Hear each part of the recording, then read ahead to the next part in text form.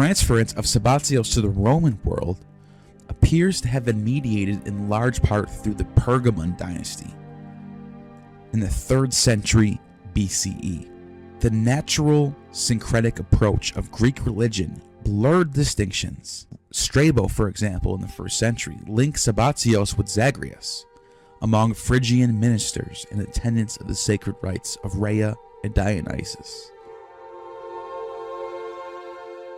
Clement of Alexandria had been informed the secret mysteries of Sabazios practiced among the Romans involved a serpent, chthonic creature, unconnected with the mountain sky god of Phrygia.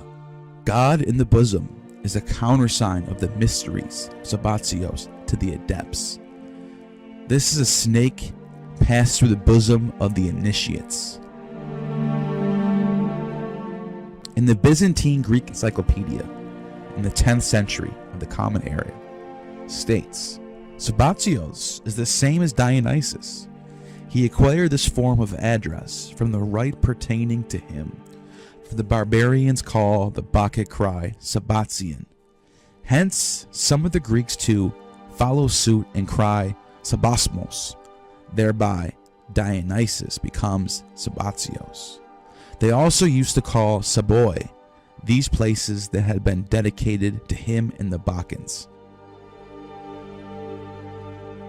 Now, to go back to the Hypsistarians, by the time we get around to the 4th century, Gregory of Nazianzus describes this group as Jewish and pagan, but not Christian.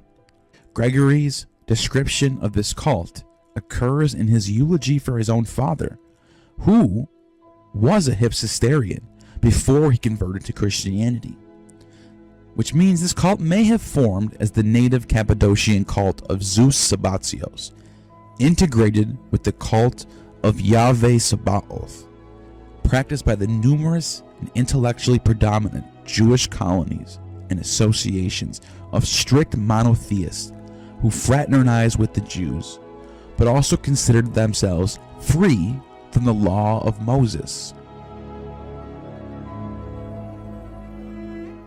A 3rd century shrine in the walls of a city in Lycia, Greece, provides archaeological evidence for this cult. It has inscriptions with a declaration of the Apollonian oracle of Didymos, describing this god as self-begotten, untaught, unmothered, undisturbed, not permitting a name, many named, dwelling in fire. Another inscription dedicates a lantern to the Most High God. Great number of votive tablets, and evidence that referring to one or more gods as Most High, Hypsistos, Theos Hypsistos, God Most High, as either Zeus or Attis, but mostly unnamed. This was widespread throughout Anatolia. In fact, Acts 16:17 states that these men are servants of the Most High God. Could this be a reference to this sect? I would say yes. My own personal hypothesis is that the churches of Asia that Paul is writing to were already worshippers of God Most High, who were already free from the laws of the Jews, but were still what scholars call God-fearers. Many of these God-fearers had Orphic roots, Pythagorean, Middle Platonist, but not really pagan. Maybe sometimes they were in a cult of Attis or in a cult of Dionysus, but they ultimately worshipped one Most High version of Zeus or Jove. This is portrayed by people like Philo, and in the pseudepigrapha text from the 1st century BC and 1st century AD.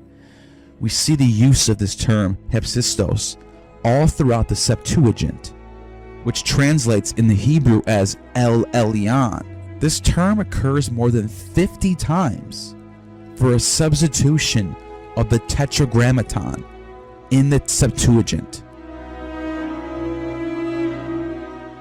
The existence of these people have contributed to astounding swiftness of the spread of Christianity. Without this group of people, Christianity would have nobody to sell to. Persius, who was a first-century poet, ridiculed such hybrid religionists in his satire, and Tertullian, in his Ad Nationes, refers to them as well in the 2nd century. So, with all that being said, who are these Hypsistarians? They are, for the most part, Sibylline, Orphic, monotheistic Greeks living in eastern part of the Roman Empire, who worshipped a ultimate god that we see in works such as Plato's Timaeus. And these were the very people coming out of ancient cults from Crete, Phrygia, Samothrace, who worshipped a form of Zeus known as Sabazios, but took the concept through the philosophy of Plato and Philo, and over time became more aligned with the Jews of the Greek world.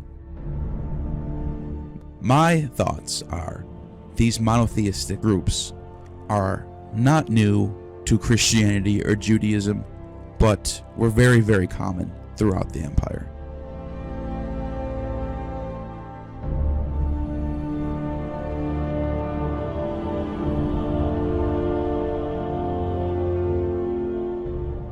Leave in the comments what you think about this group. Do you think that these Hypsistarians go back to the cult of Sabazios, or do you think these are a lot newer? Write in the comments what you guys think. I definitely want to know.